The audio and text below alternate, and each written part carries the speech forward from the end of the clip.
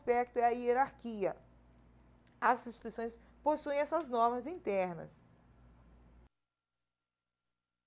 em que o profissional do serviço social se depara com vários limites e entraves institucionais.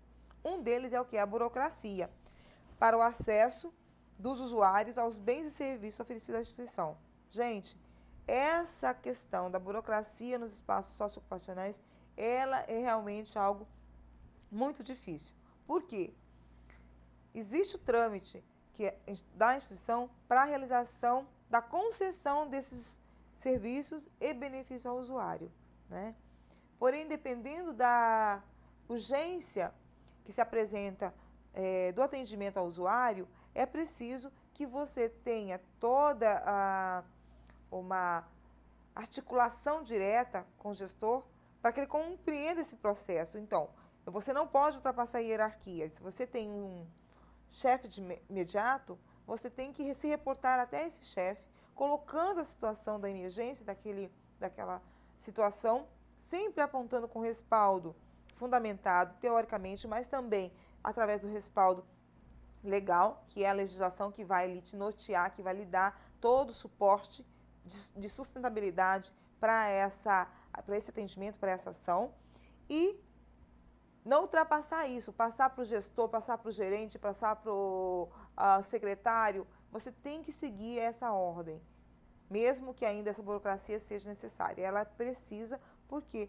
se cada função ela existe, é imprescindível que seja respeitada, porque senão não teria necessidade de ser criada essas hierarquias, ok? Então ela tem que ser seguida e você tem que estar muito bem preparado para justificar para o seu chefe imediato, ou se ele não estiver presente, chegar até o chefe que está acima, né, de você, para apresentar os problemas ali e trazer uma solução junto com você, ok? Outra questão é essa importância de compreender esses elementos durante todo o processo da execução do projeto de intervenção, pois eles estão presentes no campo de estágio, gente, no campo de estágio, na nossa vida, do cotidiano, principalmente quando vocês estiverem lá, profissionais na execução do trabalho de vocês da realidade, né? A questão da correção de força, da hierarquia, da burocracia, ela é algo que é constituído por uma sociedade que nós denominamos de organizada. Ela se faz necessária para que não haja desordem, para que não seja sobreposto o poder de um ao outro. Nós sabemos qual é a nossa função, até onde nós precisamos nos encaminhar, a quem nós temos que nos encaminhar, nos reportar, certo? E toda essa condição do indivíduo, ela tem que ser seguida, porque a sociedade ela precisa ter ordem. Então, dessa forma, as instituições também buscam essa estrutura para que ela não tenha conflitos internos e consiga conduzir aquilo que veio se propor para a comunidade, para a sociedade, de um modo geral.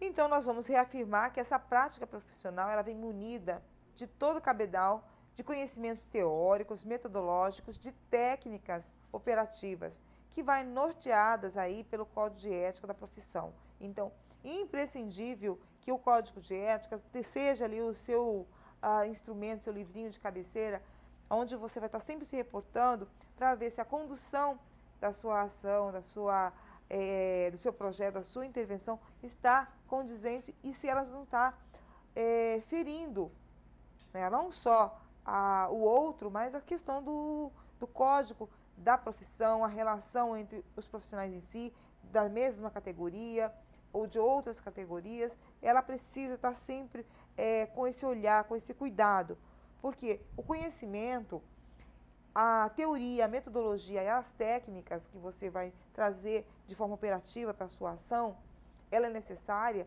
mas se não estiver atrelada com a questão da ética, ela vai se perder. Ela se perde porque ela tem que ter ligação direta, ela tem que ser norteadora para que você tenha uma identidade, você tenha um respaldo legal, para que você garanta direitos àqueles usuários que vêm em busca desses serviços ou desses benefícios, ok? Isso é necessário na condição da sobrevivência profissional, porque hoje a questão da ética dos parâmetros, dos limites que nós temos que estabelecer nos espaços das relações profissionais, ela tem que estar muito clara, né? E isso é algo que nós enfrentamos e vocês também enfrentaram no decorrer do curso, de pessoas que criticam a condição da modalidade do curso EAD.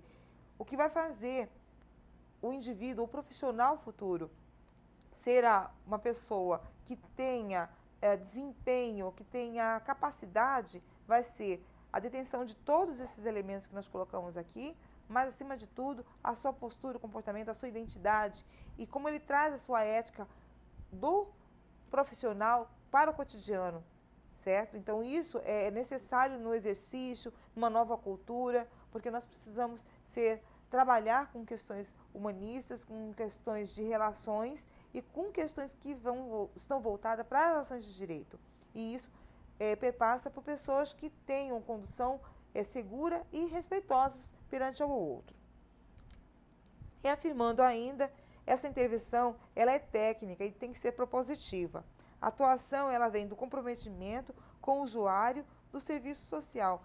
Primeiro compromisso, nós trabalhamos com a política de quê? De direitos, de garantias de direitos. Dessa forma, o usuário ele tem que ser o foco da sua atuação, das suas intervenções, do seu desempenho profissional. A instituição vai te dar o suporte estrutural, financeiro, o espaço físico, a logística, enfim. Mas é o usuário, o compromisso do profissional é com o usuário, trazendo a garantia dos seus direitos, aí primeiro constituído na Constituição Federal e aí depois pelas suas legislações específicas, que aí vem o Estatuto do Idoso, da Criança e do Adolescente, a Lei Maria da Penha e as infinidades de outras leis que vai estar garantindo esses direitos, que é para o quê? Garantir o mínimo de dignidade a todos, e entre eles essas pessoas que se encontram em vulnerabilidade, em risco social ou em condições socioeconômicas vulneráveis sobre os aspectos diversos. Você, então, enquanto estagiário do serviço social, precisa observar que essas questões mencionadas durante a realização das atividades do estágio deve ser lançada à mão de todo esse conhecimento e habilidades adquiridas no processo da sua formação. Então, a diferença entre, que eu ouço muito quando estou participando de seminários, de algumas palestras, alguns acadêmicos dizem assim, mas eu já trabalho na área da assistência social já há muito tempo.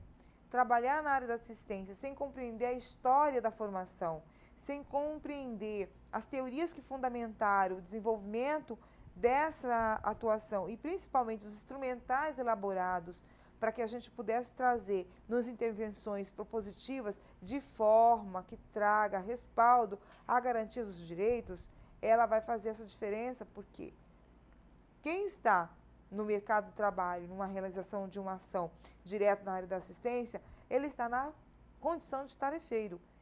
Determinam aquilo que ele tem que fazer e ele não questiona, ele não sabe o porquê, ele não vem refletir e não tem um embasamento teórico nem metodológico para que faça diferença entre o que é o profissional e quem é o prestador, o servidor da área social. A área social ela não pode ser confundida também com as questões de ações de caridade. Essa condição do serviço social, que nasce de toda essa prerrogativa, ela se perde a partir do momento que existem estudos, que existe o quê? Pesquisas que tragam reflexões e questionamentos para a sociedade com relação às questões da expressão social. O que faz com que essas expressões ocorram no mundo? Né? Por que existe o alcoolismo? O que ocorre com as questões das violências? O que o desemprego ocasiona em todos esses aspectos aí? Isso tudo tem que ter estudos científicos e com respostas, não do achismo, do eu penso assim. Nós temos que ter fundamentação, temos que responder cientificamente. E dessa forma, esse arcabouço, toda essa estrutura que nós adquirimos em 4 anos numa universidade, numa academia, é justamente para fazer esse diferencial, trazendo respostas que garantam esses direitos aos usuários, à comunidade, e que traga, nesse contexto, uma sociedade melhor, de boa relação, de igualdade a todos. É essa a condição do ser humano. Nós trabalhamos, nós somos profissionais na condição de fazer um mundo melhor. Não só para nós que buscamos na condição financeira ascensão para adquirir uma casa, né, a própria, para adquirir o seu carro do ano, ou ter a possibilidade de fazer o lazer no final do ano, uma viagem super bacana com os seus filhos, num lugar super bacana, que exige o quê? Condição financeira para que você possa fazer tudo isso. Mas não é só a realização financeira que faz o homem mover o mundo. E também ser solidário, ser fraterno, observar ao seu redor aqueles que estão em condições de minoria, que não têm acesso aos bens e serviços, que estão fragilizados, que estão vulnerabilizados. Porque é triste você chegar em casa, eu pelo menos tenho esse sentimento de você sentar à mesa e tê-la farta, ao passo que você olha pela sua janela e ver pessoas pedindo ou mexendo em latas de lixo para pegar algo para consumir, porque ele não tem da onde prover a sua subsistência. Não tem essa oportunidade, ou não teve, ou o que aconteceu no processo que essa pessoa está nessa condição. Isso nós temos que refletir. Nós não podemos olhar para as pessoas prejulgando com um aspecto pejorativo, né? Aquele olhar que sempre nós colocamos quando você se apresenta a uma ou outra pessoa, é a primeira impressão que fica. Não pode ser a primeira impressão que fica. Nós precisamos aprofundar. E o profissional de serviço social não pode ter esse olhar. Ele não pode se deixar na condição de definir a vida do outro por aquilo que ela apresenta nas aparências. Não é a vestimenta, não é a fala, não é o comportamento que vai dizer exatamente se ele é um bom ou não cidadão. E sim a sua história, a sua cultura, o que ele vivenciou, né, para que ele estivesse naquela condição, naquela situação. Somos privilegiados porque tivemos a base essencial de formação de caráter, que vem da onde? É da família. Então, isso tudo precisa estar sendo compensado, sendo analisado por todos, ok? O estagiário de serviço social, ele precisa realizar, gente, isso é necessário, realizar leitura crítica desse cenário que se apresenta, como eu acabei de explanar para vocês. Precisa propor alternativas de enfrentamento das questões através do projeto de intervenção com caráter propositivo de transformar e dar resposta a um problema social. Então, na nossa próxima aula, nós vamos entender quando você for definir no seu projeto quem é esse público-alvo, como a metodologia que você vai estar realizando, de que forma você vai estar propondo as suas ações, quais os indicadores que você precisa identificar no seu projeto de intervenção para que você consiga alcançar as suas metas, trazendo nessa condição o fechamento da execução do projeto, e aí você vai realmente para a prática, para a sua atuação lá, no momento da realização da sua ação, de forma assegurada de que essas etapas que nós estamos aqui, esses elementos que nós estamos aqui apresentando a vocês, se forem seguidos, você vai ter um sucesso na realização do seu projeto. Não só no desenvolvimento dele, que é a escrita, mas também na sua execução. E aí, reforçando a questão da leitura.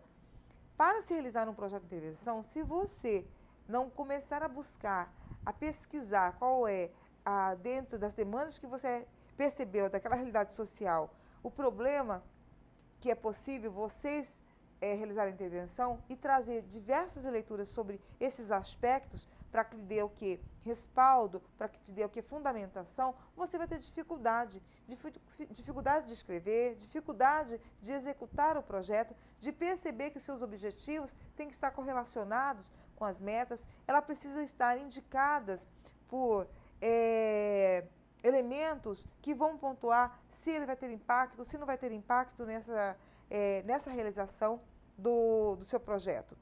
Essas ações todas dentro de uma avaliação, dentro de uma monitoria constante do seu projeto, da execução, faz com que você reajuste, que você faça adaptações, que você modifique de acordo com essas dificuldades ou as falhas que se apresentarem para que você, então, afunile e vá dando aí um corpo para o seu projeto e consiga atingir as metas. Porque nós temos que ter, assim, o projeto tem que ter ação propositivas e ele tem que trazer concretude, ele precisa apresentar para aquela comunidade, para você enquanto profissional, para a instituição que você está vinculado, qual foi o impacto, qual foi o resultado positivo dentro da sua intervenção. Você não pode realizar um projeto simplesmente por realizar, ok? Então, vamos aí na nossa próxima aula aprofundar melhor esses aspectos. Um abraço e até lá.